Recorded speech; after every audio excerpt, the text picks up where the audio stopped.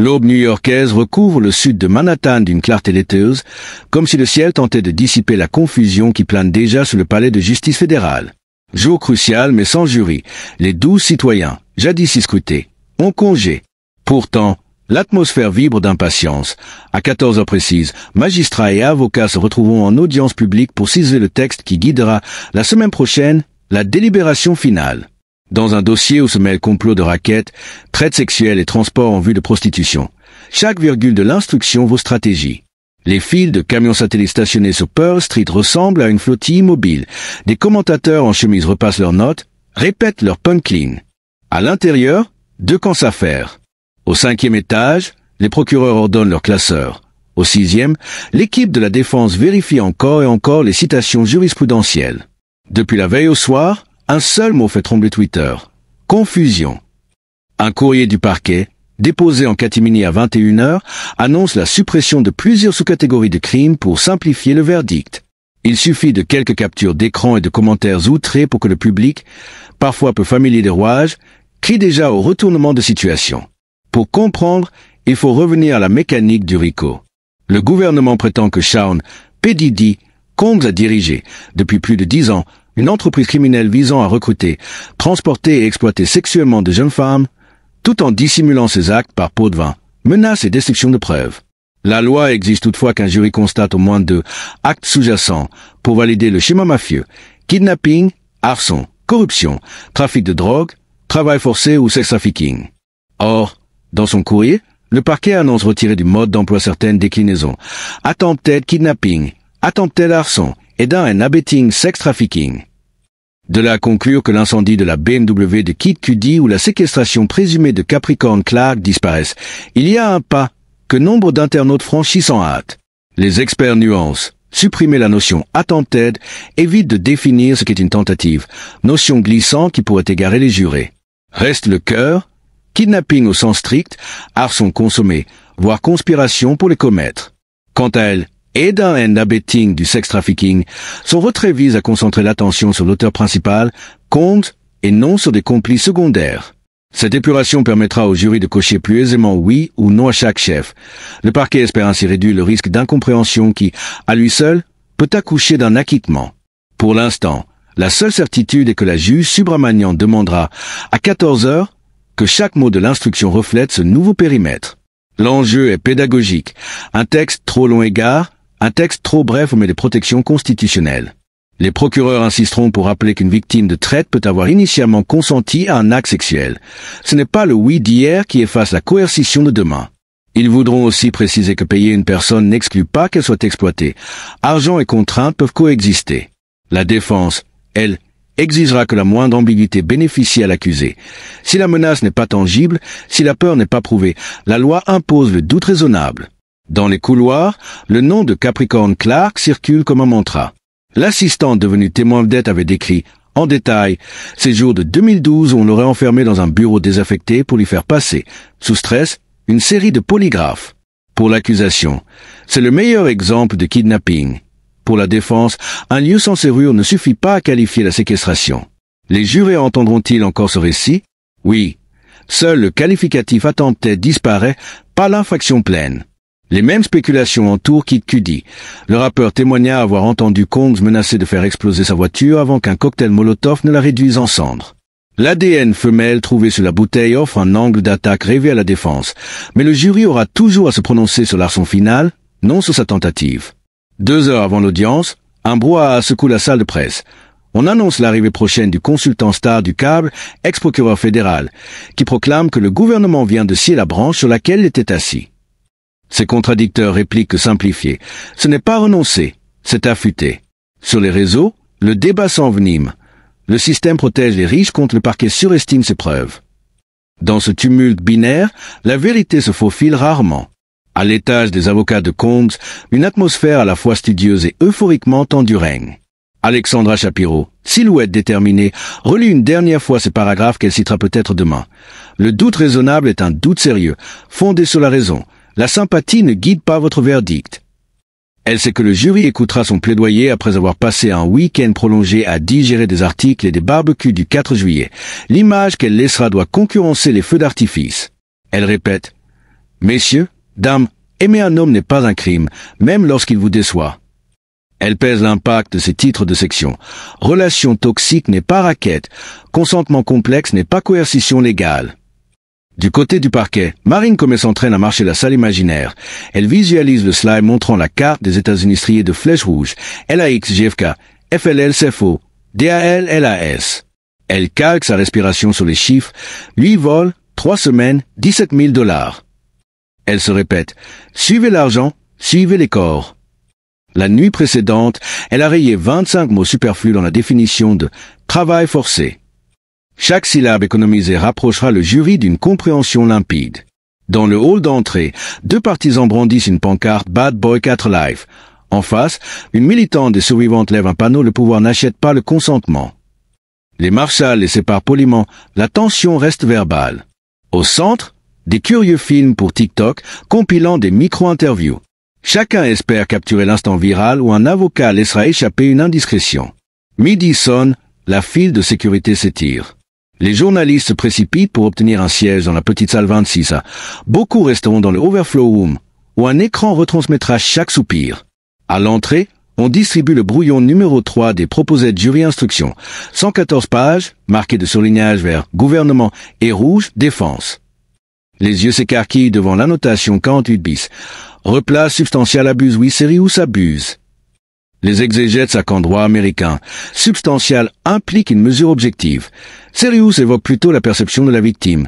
Différence subtile, cruciale. À 13h35, on apprend officieusement que Marc Agnifilo, grande gueule de la défense, sera bien présent, malgré la permission de se dispenser. Il arrive, costume bleu marine, chemise ouverte, lunettes à la main. Certains y voient le signe que le Cancombe veut négocier chaque virgule, d'autres, un simple coup de théâtre pour impressionner la galerie. Quoi qu'il en soit, l'affrontement s'annonce technique, presque chirurgical, conjugaison conditionnelle, adjectif restrictif, alinéa numéroté. À 14h précises, la juge entre. Le public se lève, un murmure s'éteint. Elle rappelle l'objet. Nous sommes ici pour affiner un texte, pas refaire le procès. Elle embraye. Premier point, la définition de kidnapping sous la loi californienne. Le parquet propose la formule classique. La défense veut y ajouter détention substantielle, estimant que la durée doit être plus qu'éphémère. Le parquet rétorque qu'une privation de liberté peut se mesurer en minutes si la menace est grave. La juge prend note. Vient ensuite la question de la tentative. Le procureur explique qu'en renonçant aux variantes « attempted », il évite de créer un champ lexical qui exigerait d'enseigner au jury la différence entre intention, préparation, acte substantiel. La juge approuve, la défense aussi, fût-ce par stratégie, moins de qualificatifs, moins de chances d'erreur. On raidit cette ligne. Troisième nœud, la coercition. Le parquet veut que la phrase précise « La menace implicite d'exposition d'une vidéo intime peut constituer coercition ». La défense juge cela trop orienté. Elle propose une menace explicite, sérieuse et illégale. Un débat s'engage. Le chantage moral suffit-il? La jurisprudence rivera est citée par l'accusation. La défense évoque l'arrêt Marcus attestant qu'une menace doit dépasser la simple peur sociale pour entrer dans la sphère pénale. La juge réserve sa décision, promet de consulter les précédents. Après 3 heures d'échange, on a déjà retranché 11 pages, fusionné 4 définitions, déplacer un paragraphe sur les preuves circonstancielles. Les esprits chauffent. La voix grave du greffier annonce une pause de 10 minutes, prélude au volet le plus sensible. Payment does not equal consent. Assis à la table de la défense, Shapiro feuillette fébrilement ses notes, repère les citations bibliques censées adoucir la tonalité. Elle craint qu'un jury conservateur n'associe tout paiement à de la prostitution pure et simple. Dans le couloir, un journaliste demande à un vétéran pénaliste « Quel est l'impact réel de cette purge ?» « Imaginez un labyrinthe, répond-il. Vous pouvez en extraire quelques détours, mais vous maintenez toujours les murs principaux. Pour le jury, cela réduit surtout le risque de se perdre. Il ajoute, presque en aparté, un dossier trop touffu fait plus d'acquittement que d'erreurs judiciaires. Lorsque l'audience reprend, le parquet attaque les instructions sur le transportation in interstate commerce. La défense veut qu'on ajoute dans l'intention première et prédominante de la prostitution, citant l'affaire Durand. Le parquet préfère dans l'intention, parmi d'autres, de la prostitution, s'appuyant sur l'arrêt Rodriguez. La juge coupe la poire dans l'intention substantielle. Les scribes modifient. À 18h, le brouillon numéro 4 est adopté. 96 pages, 37 000 mots. Les sourcils se lèvent, le texte est lourd, mais plus lisible. La juge félicite les parties pour leur conscience professionnelle, rappelle qu'elle lira intégralement au juré après les closings. Dans la galerie, un mélange de soulagement et de fatigue parcourt les rangs. Les reporters filent envoyer leurs articles. Les claviers crépitent avant même la sortie de la juge. Sur le trottoir, le jour décline. Les pancartes se rangent, les premiers bilans fleurissent. Kidnapping réduit, arçon épuré, mais Rico survit. La défense affirme en coulisses avoir gagné des batailles sémantiques décisives. Le parquet tweetait que chaque élément essentiel est intact. Les paris reprennent, coupable partiel, acquittement général, jury divisé. À la veille des plaidoiries, une note commune règne, l'incertitude calibrée. Chacun a taillé des armes aux dimensions du jury. Reste à voir qui frappera le plus juste. Demain, dans le grand théâtre de la persuasion, les mots doute raisonnables résonneront contre justice pour les survivantes. Le verdict, lui, restera tapis dans l'ombre, prêt à surgir sans prévenir, peut-être lundi, peut-être plus tard. La seule constante, la loi, désormais épurée mais tranchante, attend d'être appliquée. La soirée qui précède les plaidoiries s'étire comme un élastique tendu entre les gratte-ciels. Dans les couloirs lambrissés de l'hôtel où loge l'équipe de la défense, un ballet silencieux s'organise. Serveur dépose des plateaux de wraps et de smoothies protéinés, technicien ajuste les polices du diaporama, stagiaire imprime des épais dossiers reliés. Alexandra Shapiro, concentrée, marche en cercle dans une suite transformée en salle de guerre. Chaque pas fait vibrer le plancher. Elle dicte à mi-voix l'ordre final des sections. D'abord le rappel du fardeau de la preuve, ensuite la démystification du RICO, enfin l'argument émotionnel sur la complexité des relations toxiques. Sur la table bas s'empilent des brouillons barrés, un surlignage orangeant toute la phrase. Le gouvernement veut criminaliser le vice, pas un crime. Elle hésite, puis la rature. Le mot « vice » semble trop moralisateur. Dans une chambre voisine, Marc Anifilo, chemise déboutonnée, répète les gestes qu'il fera devant le jury. Bras ouverts pour accueillir l'idée de la liberté, doigt pointé pour désigner ce que la loi exige, main posée sur le cœur pour reconnaître la douleur des victimes sans lever la responsabilité de l'État. Il veut terminer sur un souffle. Ne laissez pas votre sympathie étouffer votre raison. Un collaborateur lui suggère de remplacer sympathie par émotion, plus neutre. Les deux versions restent griffonnées sur un post-it collé à la lampe. En face, à 2 rues de là, le parquet occupe 3 salles de conférence louées dans un cabinet d'avocats partenaires. Marine Comey et ses collègues relisent chacun leur part de la plaidoirie. Chaque phrase a été minutée pour tenir dans leurs 30 accordés par la juge. On vérifie l'ordre des slides, carte des voyages, tableau financier avec les virements Zelle, photo de la suite 1402, extrait anonymisé d'un message où Jane écrit « Je suis en larmes, mais je viendrai. Tu sais que je t'appartiens. » Le moindre visuel est testé sur un écran portable, un technicien règle la luminosité pour éviter que les jurés ne plissent les yeux. Entre 2 corrections, quelqu'un commande des cafés glacés, l'adrénaline tient lieu de sommeil. Alors que Times Square s'illumine, les commentateurs télé envahissent les studios vitrés surplombant l'avenue. CNN titre « RICO allégé, mais menace réelle ». Fox News affiche « Un procès confus. Le public comprend-il encore les accusations ?» Les experts en plateau rappellent que le jury n'a pas entendu parler des renoncements techniques. Pour lui, l'affaire garde la même portée. Sur les réseaux, les partisans de Combs saluent une première victoire, tandis que les défenseurs des plaignantes accusent le système de raboter la justice. Au centre de presse du tribunal, vidé pour la nuit, quelques journalistes tardifs tapent encore. L'un d'eux relit les 96 pages d'instructions sous la lueur froide d'un néon. Il s'attarde sur la note de bas de page 37. Le paiement volontaire ne constitue pas, à lui seul, une preuve de consentement éclairé lorsque des circonstances coercitives sont établies. Il surligne, se dit que ce passage deviendra central si le jury s'accroche au concept de compensation volontaire. Dans un loft de Brooklyn, Cassie Ventura reçoit la visite d'une amie proche. Sur la table, une Bible ouverte au psaume 34. L'Éternel est près de ceux qui ont le cœur brisé. Un silence plane. La jeune femme, désormais mariée, sait que son passé se rejoint en public. Elle ne sera pas dans la salle demain, ce conseil de ses avocats. Trop risqué émotionnellement. Elle ferme les yeux, répète une prière pour que le jury voie la peur derrière les sourires d'antan. Non loin, Jane Doe, sous protection fédérale, regarde les bloc-notes vidéo d'une chaîne câblée. Elle coupe le son, lit les bandeaux. Dans la pénombre, elle relit les messages jadis envoyés, ce que la défense a brandi pour prouver son enthousiasme. Elle se surprend à rougir de honte, puis se rappelle que l'emprise ne se mesure pas à la grammaire passionnée. Son avocat lui a promis un débrief après les closings, pas avant. Minuit. Sur Midtown, les enseignes s'éteignent une à une. Dans sa cellule du Metropolitan Detention Center, Combs tourne lentement la page d'un livre semi-biographique qu'il feuillette depuis des semaines. Les lumières tamisées laissent entrevoir un sourire fugace.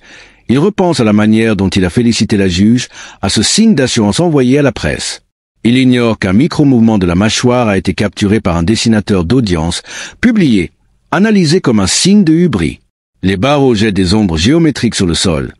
Quelque part dans l'établissement, une télévision crachote un talk-show nocturne qui débat de son avenir. Il ferme les yeux, bloque la rumeur, récite mentalement quelques vers de rap jamais sortis. À l'aube, un brouillard léger enveloppe le sud de l'île. Il se dissipera vite sous la chaleur annoncée. Des curieux se massent déjà, café à la main, certains pour la première fois, d'autres vétérans de chaque jour d'audience. À 8h30, les équipes satellites allument leurs groupes électrogènes. Les placeurs notent une hausse de la foule. Les closings attirent toujours plus de spectateurs que les débats techniques. Sur la chaussée, un groupe entonne « ILL Be Missing You » à mi-voix. Un autre répond par « Survivor » de Destiny's Child. Les mélodies se superposent, discordantes. À 9h précises, la file de journalistes traverse les détecteurs. Dans la salle 26A, la juge rappelle les règles. Aucune interruption, aucun regard appuyé vers le jury, pas de démonstration émotionnelle. Les bancs se remplissent, l'électricité est palpable, on chuchote que 2 jurés portent une tenue plus formelle qu'à l'habitude, signe qu'ils prennent déjà la solennité de la décision. Le parquet ouvre le bal. Marine comme elle s'avance, talons feutrés, dossier rouge à la main. Sa voix coupe le silence. Elle plante le décor d'une carte des États-Unis zébrée de lignes. 7 ans de voyage, 7 lignes de trafic. Elle détaille ensuite un virement de $10 000 envoyé à Dev, la réservation d'une suite au Park Hyatt, la livraison attestée d'une caisse de Baby Oil. Elle projette un message de Combs. Nos staffs, Coast Clear, bring Paul. Chaque visuel dure 8 secondes, puis s'efface. Elle martèle la phrase apprise. Suivez l'argent, suivez les corps. Elle cite ensuite le code fédéral. Finger pointe les 3 verbes clés. Recruter, transporter, bénéficier. Le jury prend note. Elle change de registre, relate la peur. La main de Capricorne Clark tremblant sur la poignée d'une porte, l'œil de Cassie tuméfié dans une photo médicale, la voix cassée de Jane lors de l'appel du 2 mars 2023. Elle concède l'amour, mais le retourne. Les agresseurs offrent des fleurs, ce n'est pas le bouquet qui absout la violence. Elle affiche une photo de Cadeau Van Cleave, puis la juxtapose à un relevé de Cash App. Elle cite le psaume 55. Sa bouche est plus douce que le beurre, mais la guerre est dans son cœur. L'effet est calculé. Des jurés clignent des yeux. Après 74 minutes, elle conclut. Nous ne criminalisons pas le glamour, ni la sexualité. Nous criminalisons la coercition dissimulée sous des néons. Elle s'incline, rejoint sa table. Dans la salle, certains retiennent leur souffle. La défense se lève aussitôt. Marc Anifilo prend place, posture ouverte. Il commence par une parabole. Si vous entendez des pas dans l'ombre, est-ce un cheval ou un zèbre? Il explique que le gouvernement voit des zèbres partout, que la défense voit des chevaux. Il rappelle que la loi n'interdit pas de payer des adultes consentants, ni de vivre une sexualité peu orthodoxe. Il projette la phrase de Cassie. « Je viens d'acheter du Baby Oil, je n'ai pas pu résister. » Il répète « Ces mots ne sont pas ceux d'une esclave. » Il démonte ensuite le RICO. Une entreprise criminelle exige un but commun. Où est-il? Les assistants ont réservé des vols. Oui. Ont-ils célébré une conspiration? Non. Il rappelle l'ADN féminin sur la bouteille incendiaire, les polygraphes sans verrou, la porte du London Hotel jamais fermée à clé. Il cite la jurisprudence Marcus, affirme qu'il faut une menace claire, spécifique et illégale. Il lève la tête. Les paroles grossières, même cruelles, ne suffisent pas. Il frôle l'émotion. Parle de la solitude d'un homme scruté, des tempêtes médiatiques qui amplifient chaque rumeur. La passion se retourne contre lui, dit-il, mais la loi ne punit pas la passion. Il brandit la Constitution, évoque raisonnable double, martèle 2 fois que le doute raisonnable n'est pas une supposition. Il conclut. Dans ce pays, nous ne prononçons pas un verdict de culpabilité pour apaiser la rumeur, mais pour punir un crime prouvé. Il joint les mains, remercie. La juge remercie à son tour, appelle une pause. Dans le hall, le brouhaha explose. Chacun commente les images, la tonalité, la force ou la faiblesse de tel passage. Les jurés reviennent, le parquet réplique en rebutal sur les flux d'argent. On rappelle que la réservation d'un performeur n'était jamais facturée comme danse, mais comme service divers. On montre une capture, nickname chef, écrit tarif full night. Les termes parlent de même point après 5 heures cumulées. La juge charge le jury. Elle relit le texte final, 96 pages, monotone mais limpide. Quand elle prononce « beyond a reasonable double », pour la 6e fois, un juré note barre dans la marge. À la fin, la salle se lève. Les 12 sortent, emportant leur destin et celui d'une icône de la pop culture. La clameur envahit Pearl Street. Les téléphones se dressent, capturant un vide rempli d'attentes. Un journaliste résume « 2 visions irréconciliables ». À présent, la balle est dans le camp du doute raisonnable. Le soleil décline, les camions satellites allument leurs projecteurs. La ville retient son souffle, une fois encore, avant le verdict promis pour lundi. Lundi matin, 8h45. Le ciel au-dessus de Follet Square est frais, presque fragile. Les orages annoncés pour la fin de journée se font encore discrets. Au pied du palais de justice, un cordon de marshal ouvre un couloir pour laisser passer un car noir sans un signe. À l'intérieur, les 12 jurés arrivent ensemble, loin des regards. Ils descendent sans un mot, dossier à la main. Certains le front barré d'une ride, d'autres les épaules hautes comme pour résister au poids invisible de la décision à venir. Dans la salle de presse, les écrans d'infos en continu affichent déjà le bandeau « Verdict Watch ». Sur X, le hashtag Didi Trial aussi entre 35 et 40 millions de mentions. Pourtant, dans les couloirs capitonnés du 4e étage, l'ambiance rappelle celle d'une bibliothèque. Feutre, papier, chuchotement. À 9h03, la greffière installe les pièces à conviction dans la pièce 42B, rebaptisée Jury Room, pour l'occasion. Un téléviseur 4K scellé, 2 lecteurs sécurisés, 4 classeurs rouges estampillés Government Exhibit, un classeur bleu pour la défense. Sur chaque siège, un carnet vierge et un stylo gélifié attendent leur propriétaire. Les instructions de la juge, 96 pages, sont empilées au centre, un trombone vers les retiens. Do not remove from room. 9h17, la porte se referme, l'horloge recommence à compter. Ce temps ne dépend plus de personne, ni de la virtuosité des avocats, ni des tweets, ni des passions de la rue. Dans le grand hall, cependant, rien n'indique l'attente. Reporters, militants, curieux courent déjà à la recherche du moindre signe. Une rumeur prétend qu'un juré aurait emprunté un roman policier dans la bibliothèque du tribunal. Un autre bruit voudrait qu'une jurée ait demandé un coussin supplémentaire. Tout devient indice. À 10h32 survient la première note. Un député traverse le couloir, remise à la juge Subramanian une enveloppe crème. La magistrate lit, fronçant à peine les sourcils, puis annonce en audience publique. Le jury souhaite revoir 2 vidéos. Séquence datée du 14 janvier 2022 et séquence du 21 août 2023. Les avocats acquiescent. Ces passages montrent surtout la suite 1402, éclairage rouge, chant R&B en fond. Le matériel est transféré dans la salle de délibération. Dans l'assistance, quelques commentateurs y voient un souci de détail. Vérifier l'attitude de Combs, repérer si un employé apparaît dans le plan. D'autres rappellent que revoir un extrait ne présage rien. Parfois c'est l'ultime hésitation avant la condamnation, parfois l'argument décisif pour l'acquittement. Midi sonne quand un grondement de lave-vaisselle traverse la cafétéria. Les employés savourent la pause, tandis que dans la rue les plateaux TV improvisent des analyses en direct. La version papier du New York Times, à l'encre encore fraîche, titre « La loi face au glamour », un verdict attendu dans l'affaire Combs. Des influenceurs TikTok dansent à 30 mètres de la porte en mimant des menottes invisibles. Un pasteur prêche que aucun homme n'est au-dessus de Dieu. La juxtaposition paraît surréaliste, mais c'est New York et c'est un procès star. 13h14, nouvelle note. Le jury demande la transcription intégrale de l'appel du 2 mars 2023 entre Jane et Combs. Cette fois, on réunit tout le monde dans la salle 26 afin de faire relire le document par la greffière. La voix monotone et graine. Combs, je n'aurais pas dû mentir, dis-moi ce qu'il faut pour arranger les choses. Jane, commence par la vérité. Combs, j'ai peur de te perdre. Jane, tu ne peux pas perdre ce que tu n'as jamais réellement respecté. Les jurés prennent des notes, visage neutre. À la sortie, la défense affirme que ce dialogue prouve la volonté de réparation de l'accusé. Le parquet rétorque qu'il illustre au contraire la manipulation affective. 15h27, un orage depuis longtemps promis éclate, martelant les vitres. À l'intérieur, la climatisation ronfle, mais certains sursautent au tonnerre. Un éclair coupe brièvement le courant. Les générateurs prennent le relais, la lumière vacille. Dans la salle du jury, Un marshal distribue des bouteilles d'eau. On entend un rire nerveux qui s'étouffe aussitôt. 16h02, troisième note. Elle surprend tout le monde. Nous souhaitons revoir les relevés L des 17, 18 et 19 décembre 2021.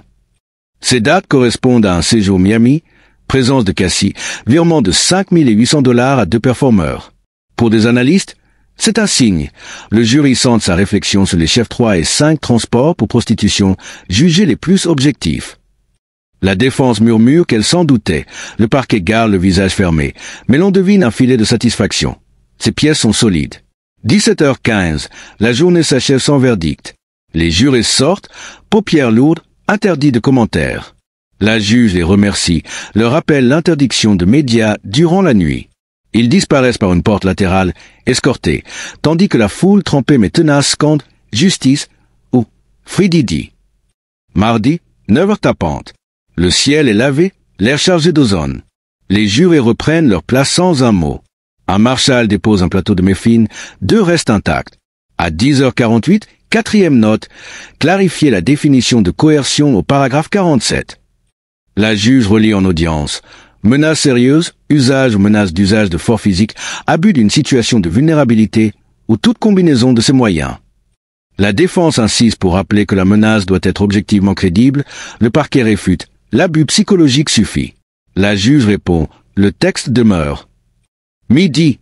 Les plateaux repas arrivent. Salade de poulet, chips allégés, cookies aux pépites. Des observateurs notent que le jury traîne moins dans le hall, signe qu'il veut avancer vite. Pendant ce temps, les pronostics se recomposent. Certains parient sur non coupable, Enrico mais culpabilité sur transport. D'autres prédisent un jury total. 14h22. Cinquième note. Demande de revoir le listing des vols privés affrétés par Bad Boy Towing LLC entre 2019 et 2023.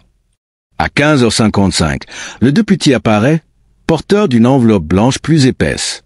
La salle d'audience se remplit en 30 secondes, un silence religieux s'installe. La juge lit, esquisse un demi-sourire, puis lance. Le jury a atteint un verdict. Une onde parcourt les bancs. Cliquetis de stylo, souffle coupé, cœur qui bat aux tempes. 16h02. Les jurés entrent, papier plié en 2 dans les mains du président. La greffière reçoit, remet à la juge, qui parcourt silencieusement. Puis elle rend le document pour lecture officielle. Chef 1, complot de raquette, Rico, non coupable. Chef 2, traite sexuelle, Cassie Ventura, non coupable. Chef 3, transport en vue de prostitution, Cassie Ventura, coupable. Chef 4, traite sexuelle, Jane Doe, non coupable. Chef 5, transport en vue de prostitution, Jane Doe, coupable. Chef 6, 7, 8, travail forcé, obstruction, kidnapping, arson, non coupable. La salle exhale un gémissement collectif. Certains fondent en larmes, d'autres restent pétrifiés. Combs, impassible, cligne une fois. Son avocat pose une main brève sur son avant-bras. Cassie, à l'arrière, baisse la tête. Jane serre un mouchoir, les doigts crispés. La juge remercie le jury, le libère de ses obligations, l'invite à discuter de l'affaire ou non, selon sa conscience. Puis, d'un ton ferme, elle fixe la date de la sentence. 29 octobre, ordonne un rapport présententiel, maintient la détention. Dans le hall, la tempête médiatique éclate. L'avocate de Cassie lit un communiqué. Une partie de vérité est reconnue. Nous continuerons à lutter. L'un des défenseurs proclame. Le jury a rejeté la fiction d'un empire criminel. Nous ferons appel des 2 verdicts erronés. Les chaînes d'infos se partagent, les jurés masqués. L'un confie. Les virements et les vols nous ont convaincus. Le reste était trop flou. Au MDC Brooklyn, Combs signe aussitôt les papiers d'intention d'appel. Ses avocats évoquent l'argument majeur. Le jury aurait dû être instruit que la loi requiert une intention prédominante de prostitution. Dans le même temps, les procureurs se disent prêts à défendre la solidité de l'arrêt. Le transport pour acte sexuel tarifé est indiscutable. Le 29 octobre, l'audience de peine ressemble à un clip inversé. Salle sobre, néon froid, caméra fixe. La juge prononce 10 ans de prison, $250 000 d'amende, inscription au registre national. Elle explique avoir pesé la gravité, la réputation, l'absence de casier antérieur.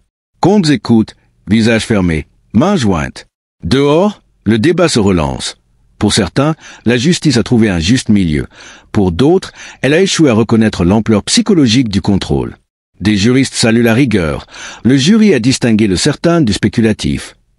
Des activistes rétorquent, la loi n'encadre pas encore l'emprise émotionnelle. En appel, 2 points dominent, la définition de prostitution commerciale et la recevabilité de certaines vidéos sous scellé. Quelle que soit l'issue, l'affaire Combs entre déjà dans les manuels. Icône pop, accusation tentaculaire, verdict fragmenté. Dernier écho dans la ville qui ne dort jamais. Un DJ, en club, remix Bad Boy for Life, suivi d'un silence, puis diffuse Survivor. Sur la piste, des danseurs lèvent les bras. Mi-fête, mi-catharsis. Le procès, enfin, se dissout dans la nuit new-yorkaise, laissant derrière lui un précipité de passion, de jurisprudence et de questions ouvertes sur le consentement à l'ère du pouvoir financier et médiatique.